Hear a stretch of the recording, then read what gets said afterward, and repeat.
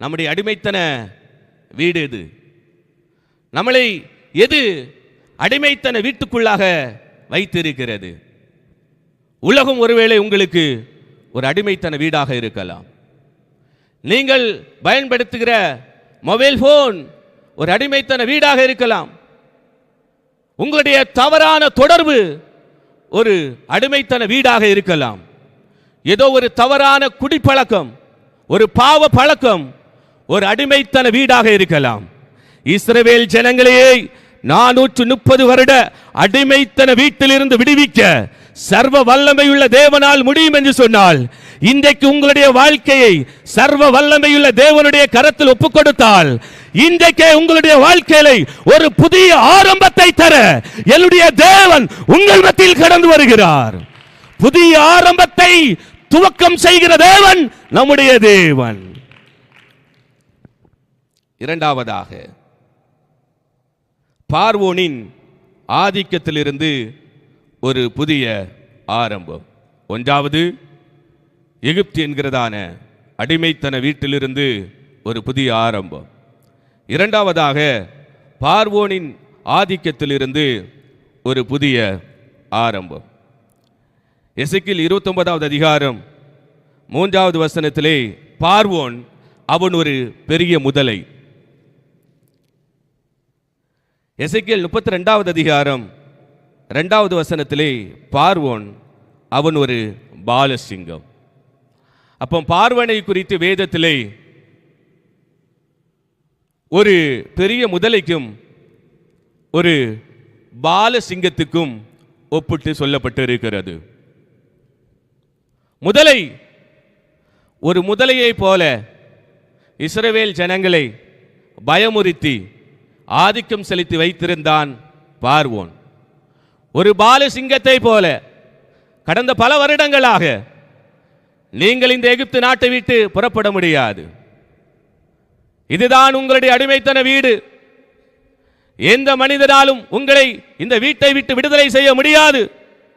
அடிமைத்தனம்தான் உங்களுடைய வீடு, அடிமைத்தனம்தான் உங்களுடைய வாழ்க்கை, அடிமைத்தனம்தான் உங்களுடைய வாழ்நாள் முழுவதும். ஒரு முதலையை போல, ஒரு பாலசிங்கத்தை போல, அந்த கொடூர விலங்குகளை போல இஸ்ரவேல் ஜனங்களை பயமுறுத்தி அடிமைத்தனத்தில் வைத்திருந்தான்.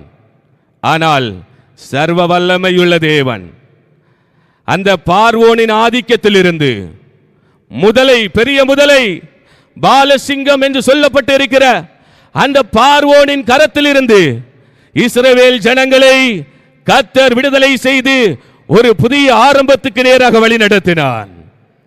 எப்படிப்பட்ட பெரிய முதலைகள் உங்களுடைய வாழ்க்கையை அடிமைப்படுத்தி வைத்திருந்தாலும், எப்படிப்பட்ட பால சிங்கங்கள் உங்களுடைய வாழ்க்கையை அடிமைப்படுத்தி வைத்திருந்தாலும், ஏதோ ஒரு பிரச்சனையாக இருக்கலாம், ஏதோ ஒரு மனிதனாக இருக்கலாம், ஏதோ ஒரு பயமாக இருக்கலாம், உங்களுடைய வாழ்க்கையை எது அடிமைப்படுத்தி வைத்திருந்தாலும் இந்த பெரிய முதலையும் இந்த பால சிங்கத்தையும் தகர்த்து விட்டு என் தேவன் இஸ்ரவேல் ஜனங்களை எகிப்து என்கிறதான அடிமைத்தன வீட்டை விட்டு ஒரு புதிய ஆரம்பத்துக்கு நேராக வழி நடத்தி சென்றார் என்றால், உங்களுடைய வாழ்க்கையிலே இதே ஆரம்பத்தை தர என் தேவன் சர்வ வல்லமையுள்ள தேவனாக இருக்கிறார்.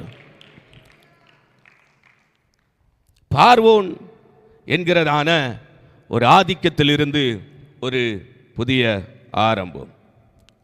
மூன்றாவதாக, எகிப்திய தேவர்களின் ஆதிக்கத்தில் இருந்து ஒரு புதிய ஆரம்பம். எகிப்திய தேவர்களின் ஆதிக்கத்தில் இருந்து ஒரு புதிய ஆரம்பம். யாத்திராகமம் 12வது அதிகாரம் 12வது வசனம், அங்கே சொல்லப்பட்டு இருக்கிறது, எகிப்து தேவர்களின் மேல் நீதியை செலுத்துவேன், நானே கர்த்தர். கடந்த முறை நான் செய்தி கொடுக்கும் பொழுது எகிப்து தேவர்களை குறித்து பேசினேன். ஒருவருடைய கருத்துப்படி 2000க்கு மேற்பட்ட தேவர்களை எகிப்தியர்கள் வழிபட்டு வந்தார்கள். அடுத்த ஆதிக்கம் எகிப்தியர்களுடைய கடவுள்கள், எகிப்தியர்களுடைய தேவர்கள் இந்த இஸ்ரவேல் ஜனங்களை ஒரு புதிய ஆரம்பத்துக்கு நேராக விடாதபடி தடை செய்து வைத்திருந்தது. என்னதான் மாம்ச சம்பந்தப்பட்ட விதத்திலே பார்வோன் உபத்திரப்படுத்தினாலும், என்னதான் எகிப்தினுடைய கலாச்சாரமும் பாவ வாழ்க்கையும் இஸ்ரவேல் ஜனங்களை கவர்ந்தெழுத்து அவர்களை அடிமைப்படுத்தி வைத்திருந்தாலும், இதற்கு பின்னணியில் ஒரு விக்கிரகத்தினுடைய வல்லமை செயல்பட்டு கொண்டிருந்தது.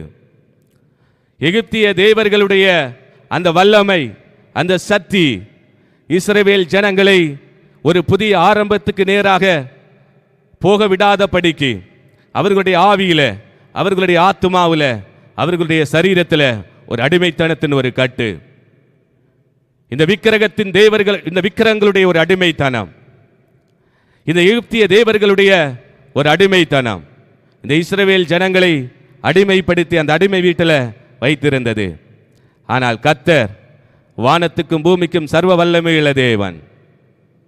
அவர் எகிப்திய தேவர்களுடைய அந்த வல்லமையை ஒரே நாளிலே முறியடித்து, ஒரே நாளிலே எகிப்தியர்களுடைய அந்த நுகத்தடியை இஸ்ரவேலர்களுடைய கழுத்திலிருந்து கர்த்தர் உடைத்து போட்டு ஒரு புதிய ஒரு ஆரம்பத்துக்கு நேராக வழி நடத்தினார். அவர் சர்வ வல்லமை உள்ள தேவன், சர்வ வல்லமை உள்ள தேவன். ஒருவேளை நீங்கள் ஏதோ ஒரு தேவர்களுடைய வல்லமையினால, ஏதோ ஒரு விக்கிரகத்தினுடைய வல்லமையினால, ஏதோ ஒரு மந்திர சத்தினுடைய வல்லமையினால அதை கண்டு நீங்க பயந்து நடுங்கி கொண்டிருக்கலாம். உங்களுடைய வாழ்க்கையே ஒரு பயம், உங்களுடைய வாழ்க்கையே முழுவதும் ஒரு அடிமைத்தனம், உங்களை முன்போட்டு விடாதபடிக்கு தடை செய்து வைத்திருக்கிற ஏதோ ஒரு இருளின் கிரியைகள், ஏதோ ஒரு இருளின் ஆதிக்கங்கள். இன்னைக்கு ஆண்டவராக இயேசு கிறிஸ்து சொல்லுகிறார், உண்மையாகவே கர்த்தருக்காக உன்னுடைய இருதயத்தை நீ திறந்து கொடுப்பாய் என்று சொன்னால் 2000க்கு மேற்பட்ட இந்த எகிப்தி தேவர்களுடைய வல்லமையை முறியடித்து இஸ்ரவேல் ஜனங்களை இஸ்ரவேல் அடிமைத்தன வீட்டிலிருந்து ஒரு புதிய ஆரம்பத்துக்கு நேராக நடத்த சர்வ வல்லமையுள்ள தேவனால் முடியும் என்று சொன்னால், எப்படிப்பட்ட இருளின் ஆதிக்கமாக இருந்தாலும், இருளின் கிரியைகளாக இருந்தாலும், வான மண்டலத்தில் உன்னுடைய வாழ்க்கைக்கு எதிராக, உன்னுடைய குடும்பத்துக்கு எதிராக, உன்னுடைய சந்ததிக்கு எதிராக போராடுகிற எப்படிப்பட்ட இருளின் ஆதிக்கங்கள் இன்றைக்கு நீ அதை பார்த்து பயந்து நடுங்கிக் கொண்டிருந்தாலும், இப்பொழுது தேவனுடைய சமூகத்திலே நீ உன்னுடைய வாழ்க்கையை, உன்னுடைய குடும்பத்தை நீ ஒப்பு கொடுப்பாய் என்று சொன்னால், இப்பொழுதே தேவ பிரசனம் உன் மத்தியில் இறங்கி வருகிறது. ஒரு அக்கினி சம்பத்தை போல, ஒரு மேக சம்பத்தை போல தேவனுடைய சமூகம் உன்னை தேடி வருகிறது. தேவனுடைய பிரசனம் உன்னை நிழலிடுகிறது. தேவன் தன்னுடைய கரத்திலே தன்னுடைய அபிஷேக தைலத்தால் உன்னை இப்பொழுதே அபிஷேகம் செய்ய வந்திருக்கிறார். விட்டு கொடுத்து நீ தேவனுக்காக உன்னுடைய வாழ்க்கையை ஒப்பு கொடுத்தால் நிச்சயமாகவே ஒரு அற்புதத்தை காண்பாய். நிச்சயமாகவே நீ தேவனுடைய அந்த வல்லமையினால ஒரு பெரிய ஒரு மாற்றத்தை காண்பாய் என்பதிலே எந்த விதமான சந்தேகமும் இல்லை, எந்த விதமான சந்தேகமும் இல்லை. ஒரு புதிய ஆரம்பத்துக்காக எப்படி இஸ்ரவேல் ஜனங்களை கர்த்தர் வழி நடத்தினார் என்று வேதத்தில் சொல்லப்பட்டிருக்கிறது. உபாகமம் 16வது அதிகாரம் அதனுடைய 3வது வசனத்தில் தேவன் இஸ்ரவேல் ஜனங்களை தீவிரமாய் புறப்பட பண்ணினார் என்று சொல்லப்பட்டிருக்கிறது. எரேமியா 31வது அதிகாரம் 32வது வசனத்தில் தேவன் இஸ்ரவேல் ஜனங்களை கைப்பிடித்து ஒரு புதிய ஆரம்பத்துக்குள் கொண்டு வந்தார் என்று சொல்லப்பட்டிருக்கிறது. தானியேலின் தீர்க்கதரிசன புத்தகம் 9வது அதிகாரம் 15வது வசனத்திலே பலத்த கையினால் புறப்பட பண்ணினார் என்று சொல்லப்பட்டு இருக்கிறது. மீகா 7வது அதிகாரம் 15வது வசனத்திலே அதிசயங்களை காண செய்து புறப்பட பண்ணினார் என்று சொல்லப்பட்டு இருக்கிறது. அப்ப எப்படி இஸ்ரவேல் ஜனங்களை எகிப்து அடிமைத்தன வீட்டை விட்டு கர்த்தர் புறப்பட பண்ணினார்? ஒன்று, அவர் தீவிரமாய் புறப்பட பண்ணினார். அன்பு சகோதர சகோதரிகளே, இது அடிமை வீட்டிலே சிக்கி முடங்கி கிடக்கக்கூடிய ஒரு காலகட்டம் இல்ல, இது தீவிரமாய் புறப்பட வேண்டிய ஒரு காலகட்டம். எகிப்து நாட்டிலே அவர்கள் இருக்கும் பொழுது அவர்களுடைய பெயர் யூ ஆர் எ ஸ்லேவ், நீ ஒரு அடிமை. எகிப்து நாட்டில் இருக்கும் பொழுது நீ ஒரு வேலைக்காரன். ஆனால் இப்போ ஆண்டவர் சொல்லுகிறார், you are my sons and daughter, நீ என்னுடைய குமாரர்கள் குமாரத்திகள், நீ என்னுடைய சேனைகள். எகிப்து நாட்டில் இருக்கும் பொழுதே கர்த்தர் இஸ்ரவேல் ஜனங்களை ஒரு சேனையாக ஒரு புதிய ஆரம்பத்துக்கு நேராக தீவிரமாய் புறப்பட வைக்கிறதை பார்க்க முடிகிறது. தீவிரமாய் புறப்படக்கூடிய ஒரு காலகட்டம். இன்றைக்கு கிறிஸ்தவ உலகம் மிகவும் மோசமான ஒரு காலகட்டத்தை நோக்கி நெருங்கி கொண்டிருக்கிறது. சபைகளிலே பலவிதமான தவறான உபதேசங்கள், தவறான ஆராதனைகள், தவறான மனிதர்களை, மக்களை, ஜனங்களை வழிவிலகி செய்கிற போதனைகள் குவிந்து கொண்டிருக்கிற ஒரு காலகட்டத்தில் வாழ்ந்து கொண்டிருக்கிறோம். இந்த நாட்களிலே கர்த்தர் ஏதோ ஒரு அடிமைத்தனத்தில் சிக்கி தவித்து அதிலிருந்து வெளியே வர முடியாத படுக்கி முடங்கி கிடப்பீர்கள் என்று சொன்னால், இன்றைக்கு கர்த்தருடைய கரம் உங்களுடைய கரத்தை பிடிக்கிறது. அவருடைய கரம் ஒரு சாதாரண கரம் அல்ல, அவருடைய கரம் பலத்த கரம். அந்த பலத்த கரம் உங்களுடைய வாழ்க்கையில வெளிப்படும் பொழுது நீங்கள் அதிசயத்தை காண்பீர்கள், நீங்கள் அற்புதத்தை காண்பீர்கள். 430 வருடங்கள் அடிமைத்தனமாய் கடந்த அந்த இஸ்ரவேல் ஜனங்களை கர்த்தர் தீவிரமாய் புறப்பட பண்ணும் பொழுது தன்னுடைய பலத்த கரத்தை வெளிப்படுத்தி அதிசயங்களை காண செய்தார். உங்களுடைய வாழ்க்கையிலே கர்த்தர் அதிசயங்களை காண செய்ய போகிறார். அடிமைத்தனத்தின் நுகத்தை கர்த்தர் முறிக்க போகிறார். ஒரு அபிஷேகத்தை கர்த்தர் உங்களுக்கு தரப்போகிறார். இந்த கடைசி நாட்களிலே கர்த்தருக்காக செயல்படுவதற்காக ஒரு விசேஷித்த ஒரு ஆவி, ஒரு விசேஷித்த ஒரு வல்லமை, ஒரு விசேஷித்த ஒரு அபிஷேகம் உங்களை தொடுகிறது. நசரனாகிய இயேசு கிறிஸ்துவை தேவன் பரிசுத்த ஆவியினாலும் வல்லமையினாலும் நிரப்பி இருந்தார் என்று வேதம் சொல்லுகிறது.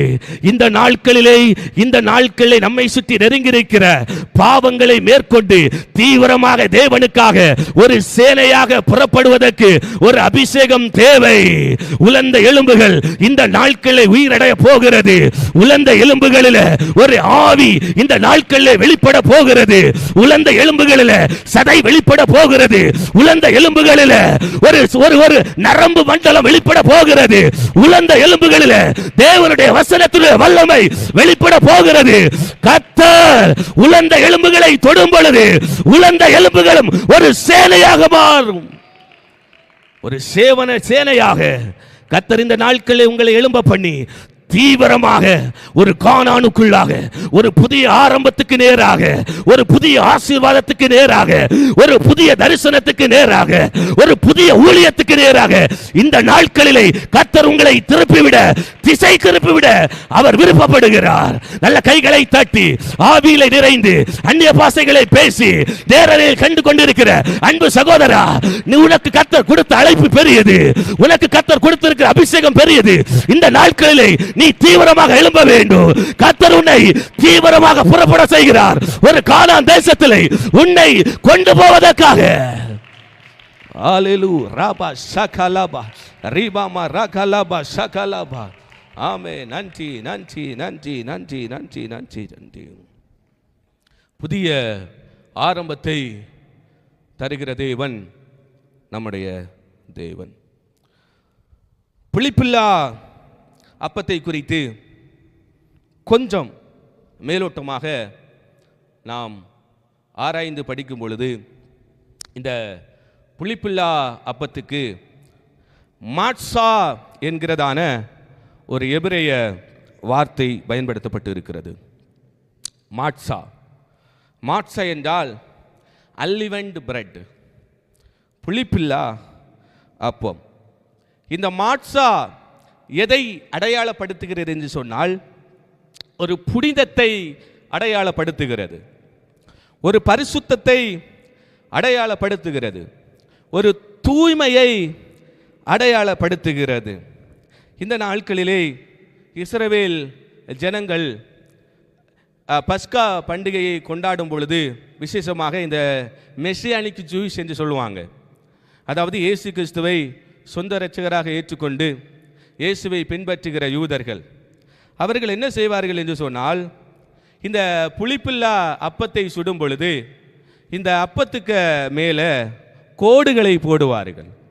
இந்த அப்பத்துக்கு மேல் கோடுகளை போட்டு அந்த அப்பத்திலே துளைகளை போடுவார்களாம். இந்த அப்பத்திலே கோடுகளை போட்டு துளைகளை போட்டு அவர்கள் சுடுவார்களாம். புளிப்பில்லா அப்பத்தை சுடுவதற்காக 18 நிமிடங்கள் தேவைப்படும் என்று கூறப்படுகிறது. அப்படி அவர்கள் அப்பத்தை சுட்டு அவர்கள் புசிக்கும் பொழுது அந்த அப்பத்துக்கு மேலே அந்த கோடுகள், துளைகள், அதை அவர்கள் பார்க்கும் பொழுது அவர்களுடைய இருதயத்திலே வருகிற ஒரு சிந்தை, ஒரு ஞாபகம் என்ன என்று சொன்னால், இயேசு கிறிஸ்துவினுடைய சரீரம், அவருடைய சரீரத்தில் ஏற்பட்ட அந்த காயங்கள், அந்த தழும்புகள், அவர் தன்னுடைய சரீரத்தில் ஏற்றுக்கொண்ட அந்த துளைகள், ஆணிகளால் அவருடைய இரு கரங்கள் துளைக்கப்பட்டது, ஆணிகளால் அவருடைய பாதங்கள் துளைக்கப்பட்டது. அப்போ இந்த புளிப்பில்லா அப்பத்தை அவர்கள் புசிக்கும் பொழுது இயேசு கிறிஸ்துவனுடைய அந்த சரீரத்தை, காயப்பட்ட அந்த சரீரத்தை அவர்கள் நினைவு கூர்ந்து மிகவும் பயபக்தியோடு அவர்கள் அதை புசிப்பார்கள் என்று சொல்லப்பட்டு இருக்கிறது. இந்த அப்பத்தை குறித்து நாம் படிக்கும் பொழுது வேதத்திலே எப்ராத்தா என்கிறதான ஒரு சிறிய ஊர், ஒரு சிறிய ஒரு பகுதி இருக்கிறது இஸ்ரவேலிலே. இந்த எப்ராத்தா என்கிறதான அந்த பகுதியிலே மற்ற எல்லா இஸ்ரவேல் இடங்களிலும் கிடக்கிறதை விட, விளைகிறதை விட உயர்தரமான கோதுமை மணிகள் அங்கு விளையுமாம். உயர்தரமான கோதுமை மணிகள் அங்கு விளைகிறதுனால உயர்தரமான அப்பங்கள் அங்கே கிடைக்கும் என்று கூறப்படுகிறது.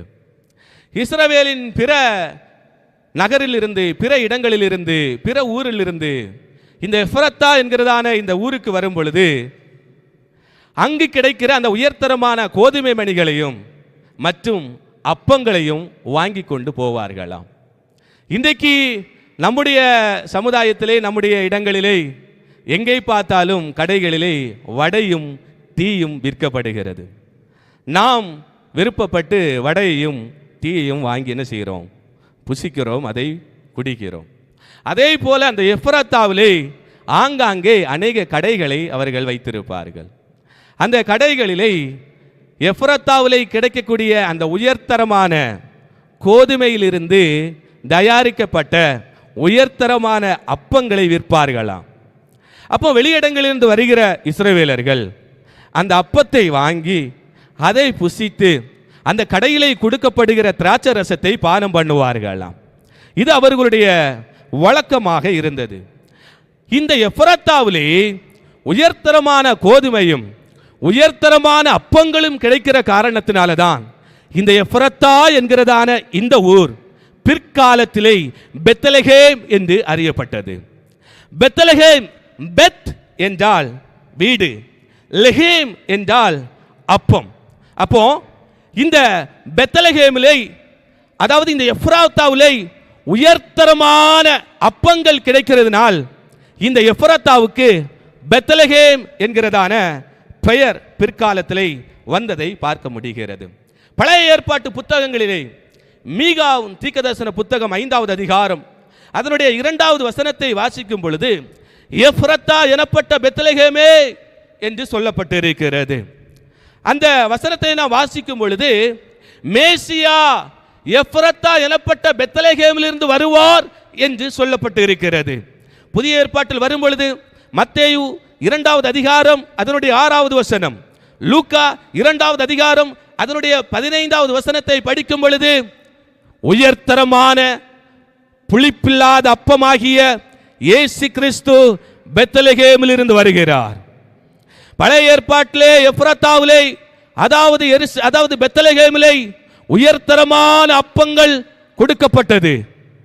புதிய ஏற்பாட்டிலே வரும் பொழுது அதே பெத்லகேமில் இருந்து புனிதமான, தூய்மையான, பரிசுத்தமான, பழுதற்ற, புளிப்பில்லாத நசரனாகிய இயேசு கிறிஸ்து அந்த பெத்லகேமில் இருந்து வருகிறதை பார்க்க முடிகிறது.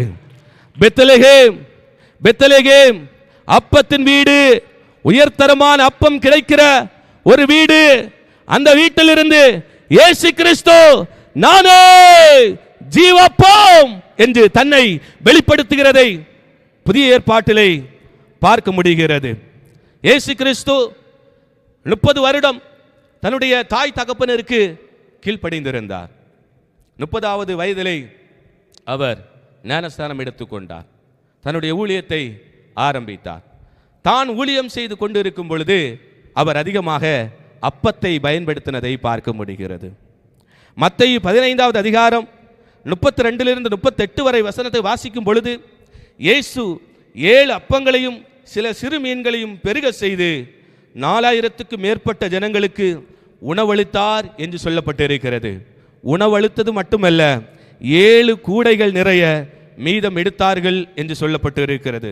லூக்காவின் சுவிசேஷம் 9வது அதிகாரம் 12வது வசனத்திலிருந்து 17வது வசனம் வரைக்கும் வாசிக்கும் பொழுது இயேசு 5 அப்பங்களையும் 2 மீன்களையும் பெருக செய்து 5000க்கு மேற்பட்ட ஜனங்களுக்கு உணவளித்தார் என்று சொல்லப்பட்டிருக்கிறது. உணவளித்து 12 கூடைகள் மீதம் எடுத்தார்கள் என்று சொல்லப்பட்டிருக்கிறது. அப்போ இயேசு கிறிஸ்து அப்பங்களை பெருக செய்து அங்கு வந்திருந்த ஜனங்களுக்கு உணவளித்தார் என்று சொல்லப்பட்டிருக்கிறது. அப்போ அப்பத்தை பெருக பண்ணுகிற இயேசு கிறிஸ்து வெறும் 5 அப்பத்தையே பெருக பண்ணி 5000க்கு மேற்பட்ட மக்களுக்கு உணவளித்தார் என்று சொன்னால், உங்களுடைய வாழ்க்கையில் ஏதோ ஒரு வறுமையாக இருக்கிறதா? உங்களுடைய குடும்பத்தில் நீங்கள் ஏதோ ஒரு வறுமையை சந்திக்கிறீங்களா? ஒரு தரித்திரத்தை நீங்கள் சந்திக்கிறீங்களா? தொழிலில் ஒரு நஷ்டத்தை சந்திக்கிறீர்களா? அவர் பெருக பண்ணுகிற தேவன், அவர் பெருக பண்ணுகிற தேவன். உங்களுடைய வறுமையை அவர் மாற்றுவார், உங்களுடைய தரித்திரத்தை அவர் மாற்றுவார், உங்களுடைய சாபத்தை அவர் மாற்றுவார். உங்களுடைய வாழ்க்கையில் ஒரு பெருக்கத்தை நசரனாகிய இயேசு கிறிஸ்து அவர் கட்டளையிடுகிறார். விசுவாசத்தின் இந்த செய்தியை, இந்த வசனத்தை நீங்கள் ஏற்றுக்கொள்ளுங்கள். யாபேஸ் துக்கத்தின் மகன் என்று அறியப்பட்டார். வெறும் துக்கத்தின் மகன், யார் பார்த்தாலும் துக்கத்தின் மகன். பெற்றோர்கள் துக்கத்தின் மகன் என்று அழைக்கிறார்கள், சகோதரர்கள் துக்கத்தின் மகன் என்று சொல்லுகிறார்கள். சமுதாயத்தில் ஜனங்கள் எல்லாம் பார்க்கும் பொழுது அவன் யாபேஸ், அவன் ஒரு துக்கத்தின் மகன் என்று சொல்லுகிறார்கள். ஆனால் ஒரு நாள் அந்த யாபேஸ் பெருக பண்ணுகிற தேவனை கண்டடைந்தார். வேதம் சொல்லுகிறது, கர்த்தர் யாபேசின் எல்லையை பெருக பண்ணினார், யாபேசின் எல்லையை விரிவடைய பண்ணினார். சர்வ வல்லமையுள்ள தேவன் ஒரு துக்கத்தின் மகன் என்று அழைக்கப்பட்ட யாபேசுனுடைய வாழ்க்கையை மாற்றி பெருக்கத்தை கொடுத்து, விசாலத்தை கொடுத்து, அவனுடைய வாழ்க்கையை, அவனுடைய குடும்பத்தை, அவனுடைய தலைமுறையை என் தேவனால் ஆசீர்வதிக்க முடியும் என்று சொன்னால், 5 அப்பமும் 2 மீனையும் 5000 பேருக்கு மேற்பட்ட ஜனங்களுக்கு கொடுத்து தன்னுடைய அந்த வல்லமையை வெளிப்படுத்தின தேவன், அந்த ஜீவ அப்பமாகிய இயேசு கிறிஸ்துவை இந்த நாட்களில் நீங்கள் விசுவாசிக்கும் பொழுது உங்களுடைய வாழ்க்கையில் ஒரு பெருக்கத்தை பார்ப்பீர்கள், உங்களுடைய குடும்பத்தில் ஒரு பெருக்கத்தை பார்ப்பீர்கள், உங்களுடைய தொழிலில் ஒரு பெருக்கத்தை பார்ப்பீர்கள், உங்களுடைய தரிசனத்தில் ஒரு பெருக்கத்தை பார்ப்பீர்கள், உங்களுடைய ஜெப வாழ்க்கையிலே ஒரு பெருக்கத்தை நீங்கள் பார்க்க போகிறீர்கள், உங்களுடைய ஊழியத்திலே ஒரு பெருக்கத்தை நீங்கள் பார்க்க போகிறீர்கள். ஒரு விரிவான வாசல், ஒரு விசாலமான ஒரு வாசல், உங்களுடைய தரிசனத்திலே ஒரு விசாலத்தை கர்த்தர் இந்த நாட்களில் உண்டு பண்ண போகிறார். பயப்பட வேண்டிய தேவையில்லை. ஏதோ ஒரு காரணத்தினால நீங்கள் வேதனையோடு இருந்து கொண்டிருக்கிறீர்களா? ஊழியத்தில் வளர்ச்சி இல்ல, சபையில் வளர்ச்சி இல்ல, தரிசனத்தில் வளர்ச்சி இல்ல என்று சோர்ந்து போய் இருக்கிறீர்களா? கர்த்தர் உங்களை பார்த்து சொல்லுகிறார், அவர் பெருக்கத்தின் தேவன். He is the God of quantity. He will multiply the bread. ஆண்டவர் உங்களுடைய வாழ்க்கையிலே ஒரு பெருக்கத்தை தரப்போகிறார். உங்களை ஆசீர்வதிப்பதிலே அவர் பிரியமாக இருக்கிற தேவனாக இருக்கிறார். இயேசு உயர்தரமான அப்பத்தை பெருக செய்து ஜனங்களை போஷித்ததை பார்க்க முடிகிறது. இந்த சம்பவத்தை நாம் இன்னும் கொஞ்சம் கூட நுணுக்கமாக வாசிக்கும் பொழுது மத்தேயு சுவிசேஷம் 15வது அதிகாரம் அதனுடைய 36வது வசனத்திலே இயேசு அப்பத்தை பிட்டு கொடுத்தார் என்று சொல்லப்பட்டிருக்கிறது. லூக்காவின் சுவிசேஷம் 9வது அதிகாரம் 16வது வசனத்திலே இயேசு அப்பத்தை பிட்டு கொடுத்தார் என்று சொல்லப்பட்டிருக்கிறது. லூக்கா 22வது அதிகாரம் 19வது வசனத்திலே இயேசு தன் சீசர்களோடு பஸ்காவை ஆசரிக்கிறார். கடைசி பஸ்காவை அவர் ஆசரிக்கும் பொழுது அப்பத்தை எடுத்து பிட்டு அதை சீசர்களுக்கு கொடுக்கிறார்.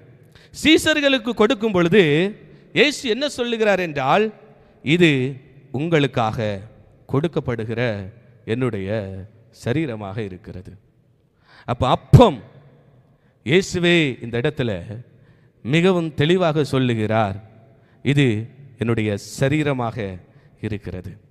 இந்த அப்பம் எப்படி பிற்கப்படுகிறதோ அதே போல என்னுடைய சரீரம் மனுக்குலத்தின் பாவம் மன்னிக்கப்பட இந்த அப்பம் பிற்கப்படுகிறது என்கிறதான ஒரு சத்தியத்தை அந்த இடத்துல இயேசு கிறிஸ்து வெளிப்படுத்துகிறதை பார்க்க முடிகிறது. அப்போ பிற்கப்படுகிற ஒரு முறையை இயேசு கிறிஸ்து பயன்படுத்துகிறார்.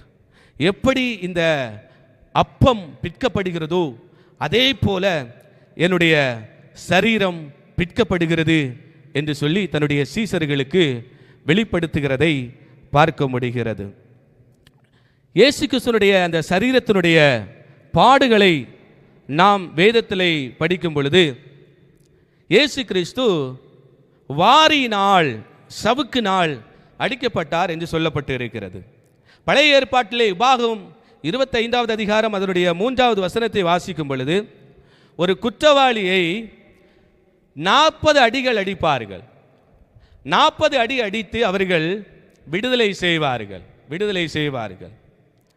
ஆனால் இயேசு கிறிஸ்துவை 40 அடிகள் அடித்தார்கள் என்று சொல்லப்படவில்லை. 40 அடிகள் அவர்கள் அடித்தார்கள் என்று சொன்னால் இயேசு கிறிஸ்து விடுதலை செய்யப்பட்டிருப்பார். அப்போ இயேசு கிறிஸ்து எத்தனை அடிகள் அடிக்கப்பட்டார்? 39 முறை அடிக்கப்பட்டார் என்று நிர்ணயிக்க முடிகிறது. அப்போஸ்தலனாகிய பவுல் அவர் கூட 40 முறைக்கு 1 குறைய அடிக்கப்பட்டேன் என்று அவர் சொல்லுகிறார். அதாவது 40 அடிகள் அடித்தால் விடுதலை செய்வார்கள்.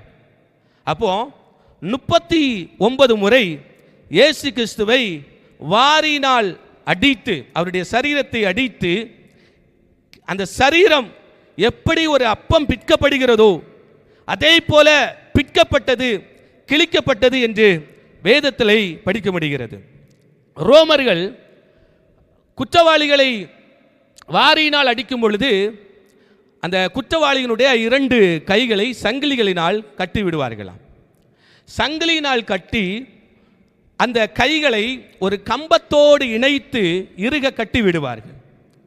இறுக கட்டிவிட்டு இருபுறமும் 2 பக்கமும் அந்த படை வீரர்கள் நின்று அவர்களால் எந்த அளவுக்கு ஓங்கி அடிக்க முடியுமோ அந்த அளவுக்கு சரீரம் கிழியக்கூடிய அளவுக்கு அவர்கள் ஓங்கி அடிப்பார்கள் என்று சொல்லப்பட்டிருக்கிறது. இந்த இயேசு கிறிஸ்துவை அடிக்கிறதுக்கு பயன்படுத்திய சவுக்கிலை 12 பலமான வார்கள் இருந்ததாகவும் அந்த வாரினுடைய நுனி பகுதியிலே இரும்பு துண்டுகள், இரும்பு கொக்கிகள் இருந்ததாகவும் சொல்லப்படுகிறது.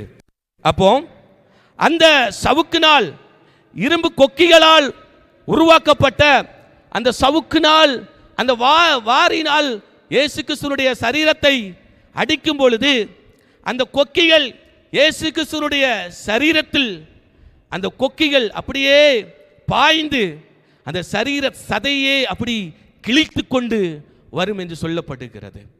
அப்ப அந்த அளவுக்கு இயேசு கிறிஸ்துவை அவர்கள் உபத்திரப்படுத்தி இருக்கிறதை பார்க்க முடிகிறது. பழைய ஏற்பாட்டிலே சங்கீதம் 129வது சங்கீதம் 3வது வசனத்திலே இது முன்கூட்டியே தீர்க்கதரிசனமாக சொல்லப்பட்டு இருக்கிறது. உழுகிறவர்கள் என் முதுகின் மேல் உழுது தங்கள் படைசால்களை நீளமாக்கினார்கள் என்று சொல்லப்பட்டிருக்கிறதை பார்க்க முடிகிறது. அப்போ இந்த 12 வார்கள் கொண்ட அந்த சவுக்கினால 39 முறை அடிக்கும் பொழுது இந்த 12 இந்த இரும்பு கொக்கிகள் இயேசு கிறிஸ்துவினுடைய அந்த முதுகு அந்த சரீரத்திலே பட்டிருக்கும் என்று சொன்னால் என்ன சொல்லப்படுகிறது சொன்னால் கிட்டத்தட்ட 468 அடிகள் அவருடைய சரீரத்தில் விழுந்திருக்க வேண்டும் என்று சொல்லப்பட்டிருக்கிறது. அதாவது 12 இரும்பு கொக்கிகள் 39 தடவை 39 முறை ஓங்கி அடிக்கும் பொழுது 468 அடிகள் அவருடைய சரீரத்திலே விழுந்திருக்க வேண்டும் என்று சொல்லப்பட்டிருக்கிறது. அப்போ ஒரு அப்பம் பிற்கப்படுகிறது போல இயேசு கிறிஸ்துவினுடைய சரீரத்தை சாட்டையினால வாரியினால அடித்து கிழித்தார்கள் என்று நாம் பார்க்க முடிகிறது. அவருடைய சரீரத்திலே பலவிதமான காயங்கள், அந்த புளிப்பில்லாத அந்த அப்பம், அந்த தூய்மையான அந்த அப்பம், அந்த அந்த சரீரத்தில், இயேசு கிறிஸ்துவுடைய அந்த பரிசுத்த சரீரத்தில் பலவிதமான காயங்கள், சாட்டையினால் ஏற்பட்ட காயங்கள், முள்முடிகளால் ஏற்பட்ட காயங்கள், கிட்டத்தட்ட 17 முட்கள் இயேசு கிறிஸ்துவுடைய சிரசை துளைத்து அவரை வேதனைப்படுத்தப்பட்டது என்று சொல்லப்படுகிறது. சிலுவையோடு தரையிலே அவர் 3 தடவை விழுந்தார்.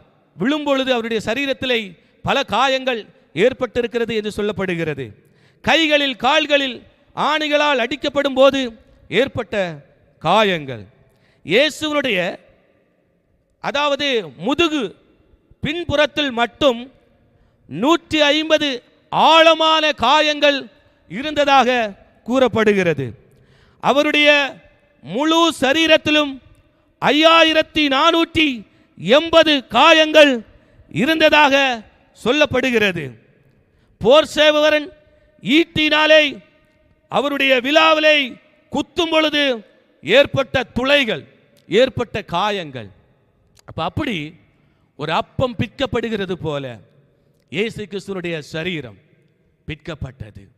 இயேசு கிறிஸ்துவினுடைய சரீரம் கிழிக்கப்பட்டது. ஒரு நிலத்தை உழுகிறதை போல அவருடைய சரீரம் உழப்பட்டது என்று வேதத்தில் பார்க்க முடிகிறது. அப்படிப்பட்ட ஒரு தூய்மையான புளிப்பில்லாத அந்த இயேசு கிறிஸ்துவினுடைய சரீரம், அந்த இயேசு கிறிஸ்து ஜனங்களை பார்த்து சொல்லுகிறார். யோவான் சுவிசேஷம் 6வது அதிகாரம் 35வது வசனத்தில், நானே ஜீவாப்பம், நானே ஜீவாப்பம். இயேசு கிறிஸ்து சொல்லுகிறார், உங்களுடைய பாவ மன்னிப்புக்காக இந்த அப்பமாகிய என்னுடைய சரீரத்தை நான் உங்களுக்காக கொடுத்திருக்கிறேன். உங்களுக்காக என் சரீரத்தை கொடுத்திருக்கிறேன். இதை நான் கொடுத்த இந்த ஜீவ அப்பத்தின் மூலமாக, இந்த புளிப்பில்லா அப்பமாகிய என்னுடைய சரீரத்தின் மூலமாக உங்களுக்கு ஒரு விடுதலை உண்டு, உங்களுக்கு ஒரு ரட்சிப்பு உண்டு, உங்களுக்கு ஒரு பாவ மன்னிப்பு உண்டு என்று கர்த்தர் வேதத்தின் மூலமாக வெளிப்படுத்துகிறதை பார்க்க முடிகிறது. இந்த ஜீவ அப்பத்தை குறித்து படிக்கும் பொழுது யோவான் சுவிசேஷம் 6வது அதிகாரம் 33வது வசனத்திலே, உலகத்துக்கே ஜீவனை கொடுக்கிற ஒரு அப்பம், உலகத்துக்கே ஜீவனை கொடுக்கிற ஒரு அப்பம். இந்த செய்தியை கேட்டுக்கொண்டிருக்கிற நீங்கள் உங்களுடைய வாழ்க்கையில் ஜீவனற்ற ஒரு நிலையில் இருக்கலாம், ஒரு ஆவிக்குரிய வெளிப்பற்ற ஒரு நிலையில் இருக்கலாம். உங்களுக்கு ஒரு ஜீவனை கொடுப்பதற்காக தான் இந்த அப்பம் பிக்கப்பட்டது. உங்களுக்கு ஒரு ஜீவனை கொடுப்பதற்காக ஜீவ அப்பமாகிய இயேசு கிறிஸ்துவினுடைய சரீரம் பிற்கப்பட்டு இருக்கிறது. யோவான் சுவிசேஷம் 6வது அதிகாரம் 35வது வசனத்திலே, இந்த ஜீவ அப்பம் ஆவிக்குரிய பசியையும் ஆவிக்குரிய தாகத்தையும் தணிக்கும். அன்பான சகோதரர்களே, நண்பர்களே, ஏதோ ஒரு ஆவிக்குரிய பசியிலையும் ஆவிக்குரிய தாகத்திலையும் இருக்கிறீர்களா? யார் இந்த உலகத்தில் கடவுள்? யார் மன்னிப்பை தர முடியும்? யார் சமாதானத்தை தர முடியும் என்று சொல்லி பல இடங்களில் நீங்கள் போய்கொண்டிருக்கிறீங்களா? பல புண்ணிய ஸ்தலங்களை மேற்கொள்ளீர்களா? இன்றைக்கு இயேசு சொல்லுகிறார், நான் உங்களுக்கு ஒரு ஜீவனை கொடுக்கிறேன். அந்த ஆவிக்குரிய தாகத்தை மாற்றுவதற்காக, அந்த ஆவிக்குரிய பசியை மாற்றுவதற்காக என்னுடைய சரீரத்தை நான் உங்களுக்காக கொடுத்திருக்கிறேன். ஒரு ஜீவ அப்பமாக நான் உங்கள் முன்பாக இருக்கிறேன் என்று கர்த்தர் சொல்லுகிறார். யோவான் சுவிசேஷம் 6வது அதிகாரம் 51 மற்றும் 58, 54 வசனங்களை வாசிக்கும் பொழுது, இந்த ஜீவ அப்பத்தை விசுவாசிக்கிறவன் என்றென்றைக்கும் பிழைப்பான் என்று சொல்லப்பட்டு இருக்கிறது. அதாவது இயேசு சொல்லுகிறார், நானே வானத்திலிருந்து இறங்கின ஜீவ அப்பம், இந்த அப்பத்தை புசிக்கிறவன் என்றென்றைக்கும் பிழைப்பான். நான் கொடுக்கும் அப்பம் உலகத்தின் ஜீவனுக்காக நான் கொடுக்கும் என் மாம்சமே என்று சொல்லுகிறார். 58வது வசனத்திலே, வானத்திலிருந்து இறங்கின அப்பம் இதுவே, இது உங்கள் பிதாக்கள் புசித்த மன்னாவை போலல்ல, அவர்கள் மரித்தார்களே, இந்த அப்பத்தை புசிக்கிறவனோ என்றென்றைக்கும் பிழைப்பான் என்று சொல்லப்பட்டு இருக்கிறது. 54வது வசனத்திலே, என் மாம்சத்தை புசித்து என் இரத்தத்தை பானம் பண்ணுகிறவன் அவனுக்கு நித்திய ஜீவன் உண்டு என்று சொல்லப்பட்டு இருக்கிறது. அப்போ நித்திய ஜீவன், இந்த மரணத்துக்கு பிறகு ஒரு ஒரு நித்திய ஒரு வாழ்க்கை இருக்கிறது. அன்பான சகோதர சகோதரிகளே, இயேசு கிறிஸ்து ஒரு ஜீவ அப்பமாக இந்த உலகத்திலே வெளிப்பட்டார். பழைய ஏற்பாட்டிலே ஒரு புளிப்பில்லாத அப்பம், பஸ்கா நாளிலே அதை அவர்கள் புசித்தார்கள். ஆனால் புதிய ஏற்பாட்டிலே இயேசு கிறிஸ்து ஒரு புளிப்பில்லா அப்பமாக, ஒரு தூய்மையாக, ஒரு பரிசுத்தமாக, அவருடைய பிறப்பு ஒரு பரிசுத்தம், அவருடைய வளர்ப்பு ஒரு பரிசுத்தம், அவருடைய ஊழியம் ஒரு பரிசுத்தம், அவர் பரிசுத்த ஒரு அப்பமாக அவருடைய சரீரத்தை இந்த மனுக்குலத்தின் பாவத்துக்காக அவர் ஒப்பு கொடுத்தார். அவருடைய சரீரத்திலே பல காயங்களை பட்டார். எதற்காக தெரியுமா? உங்களுக்கு நித்திய ஜீவனை தருவதற்காக. இன்னைக்கு மரணத்துக்கு பிறகு ஒரு வாழ்க்கை உண்டா இல்லையா? உண்மையாகவே மோட்சம் உண்டா இல்லையா என்ற ஒரு கேள்விக்குறியோடு நீங்கள் இந்த நாட்களை இந்த செய்தியை கேட்டுக்கொண்டிருப்பீர்கள் என்று சொன்னால், நிச்சயமாகவே மரணத்துக்கு பிறகு ஒரு வாழ்க்கை உண்டு, மரணத்துக்கு பிறகு ஒரு மோட்சம் உண்டு, ஒரு நித்தியமான ஒரு வாழ்க்கை உண்டு. அந்த வாழ்க்கையை தருவதற்காக தான் பஸ்கா பண்டிகையிலே புளிப்பில்லா அப்பத்தை ஜனங்கள் புசித்தது போல புதிய ஏற்பாட்டிலே புளிப்பில்லாத தூய்மையான பரிசுத்தமான ஜீவ அப்பமாகிய இயேசு கிறிஸ்துவினுடைய சரீரம் உங்களுக்காக பிக்கப்பட்டது, உங்களுக்காக கிழிக்கப்பட்டது. அவருடைய சரீரத்திலே அவர் காயங்களை ஏற்றுக்கொண்டார். சரீரத்தில் உள்ள இரத்தத்தை அவர் நமக்காக சிந்தி தந்தார். அவைகளின் மூலமாக ஒரு நித்திய ஜீவன் இந்த உலகத்திலே வெளிப்பட்டது. இந்த செய்தியை கேட்டுக்கொண்டிருக்கிற யாராக இருந்தாலும் இந்த நேரத்திலே இயேசு உங்களை அழைக்கிறார். உங்களுடைய பாவம் எவ்வளவு கொடிய பாவமாக இருந்தாலும் நீங்கள் இயேசு அண்டையில் வரும் பொழுது அந்த பாவத்திலிருந்து ஒரு விடுதலை தர இயேசு கிறிஸ்துவினுடைய இரு கரங்கள் உங்களை அழைத்து கொண்டிருக்கிறது. தன்னுடைய வாழ்க்கையை அழித்து தன்னுடைய வாழ்வை பொல்லாத மக்களிடத்திலே அழித்து போட்ட ஒரு குமாரன், அவன் தன்னுடைய தகப்பனை தேடி மறுபடியும் வரும் பொழுது தன்னுடைய தகப்பன் அவனை எதிர்கொண்டு ஓடுகிறார். ஓடிப்போய் அவனை அரவணைத்து அவனை கட்டிப்பிடித்து அவனை முத்தமிட்டு தன்னுடைய சொந்த குமாரனாக ஏற்றுக்கொண்டு ஒரு புதிய வாழ்க்கையை கொடுக்கிறதை பார்க்க முடிகிறது. இதான் தகப்பனுடைய அன்பு, இதான் இயேசு கிறிஸ்துவினுடைய அன்பு. அவர் உங்களுக்கு இந்த ஒரு நித்திய ஜீவனை தர ஆயத்தமாக இருக்கிறார். இந்த நேரத்தில் நீங்கள் இருக்கிற இடங்களில் கண்களை மூடலாம். கண்களை மூடி, ஆண்டவரே, என்னுடைய வாழ்க்கை உமக்காக ஒப்பு கொடுக்கிறேன், என்னுடைய வாழ்க்கை உமக்காக ஒப்பு கொடுக்கிறேன். நீ தன்மையான தேவன் என்பதை நான் அறிந்து கொண்டேன். என்னுடைய பாவத்துக்காக, என்னுடைய சாபத்துக்காக, எனக்கு ஒரு புதிய வாழ்க்கையை தருவதற்காக, எனக்கு ஒரு புதிய ஆரம்பத்தை தருவதற்காக, எனக்கு ஒரு நித்திய ஜீவனை தருவதற்காக ஒரு புளிப்பில்ல அப்பத்தை போல ஒரு தூய்மையான ஒரு அப்பம், ஒரு ஜீவ அப்பமாகிய உம்முடைய சரீரம் எனக்காக பிக்கப்பட்டது என்று சொல்லி நான் விசுவாசிக்கிறேன் என்று சொல்லி உங்களுடைய இருதயத்தில் இந்த ஒரு நிச்சயத்தோடு, இந்த ஒரு விசுவாசத்தோடு இயேசுவை நோக்கி நீங்கள் கூப்பிடும் பொழுது நீங்கள் இருக்கிற இடத்துல இயேசு கிறிஸ்து கடந்து வருவார். இயேசு கிறிஸ்து கடந்து வருவார். நீங்கள் எப்படிப்பட்ட கஷ்டத்தில் இருந்தாலும், எப்படிப்பட்ட துயரத்தில் இருந்தாலும், எப்படிப்பட்ட பாடுகளின் மத்தியில் இருந்தாலும், எப்படிப்பட்ட அடிமைத்தனத்தில் இருந்தாலும், உங்களுக்கு ஒரு மறு வாழ்க்கையை தருவதற்காக, உங்களுக்கு ஒரு புதிய ஆரம்பத்தை தருவதற்காக, உங்களுக்கு ஒரு நித்திய ஜீவனை தருவதற்காக இன்றைக்கு இயேசு உங்களை தேடி வந்திருக்கிறார்.